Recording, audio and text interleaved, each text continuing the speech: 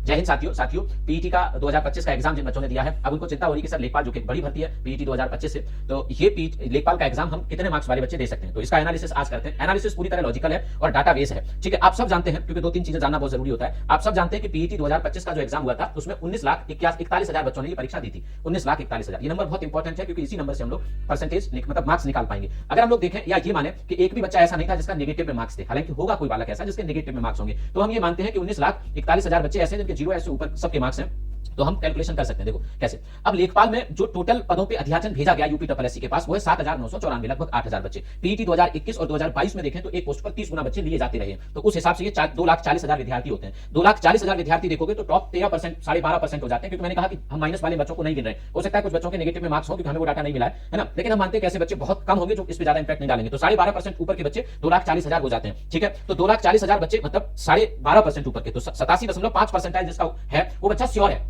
मतलब कहने का यह है कि ऐसे बच्चे जिनके मार्क्स 61 हैं, इससे ज्यादा किसी भी हालत में नहीं जा सकती, क्योंकि इससे ज्यादा तब जाएगी जब ये सीट घटेंगी। 7,900 की जगह 6,000 होंगी, 5,000 होंगी तो, लेकिन अगर क्योंकि अध्याचन इतनी सीट का मिला, इतनी वैकेंसी पे मिला, तो इतना ही कम से कम सीट होंगी, लगभग इतनी होंगी 7,000 8,000 के आसपास। तो 61 नंबर मैक्सिमम से ऊपर जनरल में भी मार्क्स नहीं चाहिए। तो 61 से ऊपर जो है वो सिक्योर है, इस बात की गारंटी मैं लेता हूं, है ना। चलिए, तो अब आप देखेंगे कि सर ये 2,40,000 बच्चे 30 गुना मांगे गए थे, तब थे तो 61। अब 2023 पीईटी में ज्यादातर भर्तियों में 40-41 गुना तक थे। और मैं ये मानता हूं कि इसमें सब बच्चे फॉर्म भरेंगे जो एलिजिबल मानता है अपने आप को, क्योंकि इसमें टाइपिंग नहीं है, इसमें ट्रिपल सी नहीं है, तो ज्यादातर बच्चे फॉर्म भरेंगे।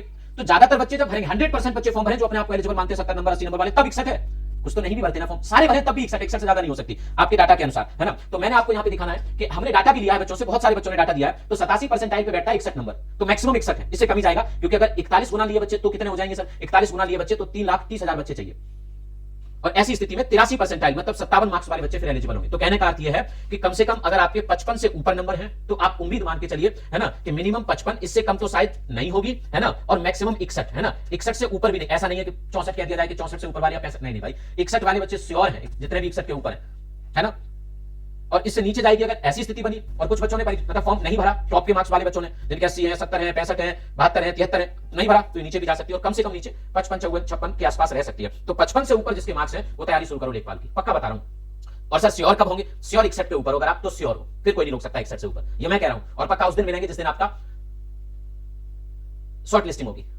सर जूनियर असिस्टेंट में तो सही नहीं हो पाई, जूनियर असिस्टेंट में बच्चे फॉर्म नहीं भरते हैं कि भाई मुझे टाइपिंग नहीं आती, मेरे पास ट्रिपल सी नहीं है, तो वहां बच्चे फॉर्म नहीं भरते हैं, तो होता है अक्सर ऐसा, लेकिन यहां ऐसा नहीं है, ज्यादातर बच्चे फॉर्म भरेंगे। आप लोग लेखपाल की तैयारी शुरू कर रहे हैं तो आप अपने किसान बैच के साथ भी पढ़ाई कर सकते हैं। किसान बैच बड़ा इंपॉर्टेंट है, बहुत बढ़िया से इसकी क्लासेस सब जल्दी शुरू हो जाएंगी। Thank you.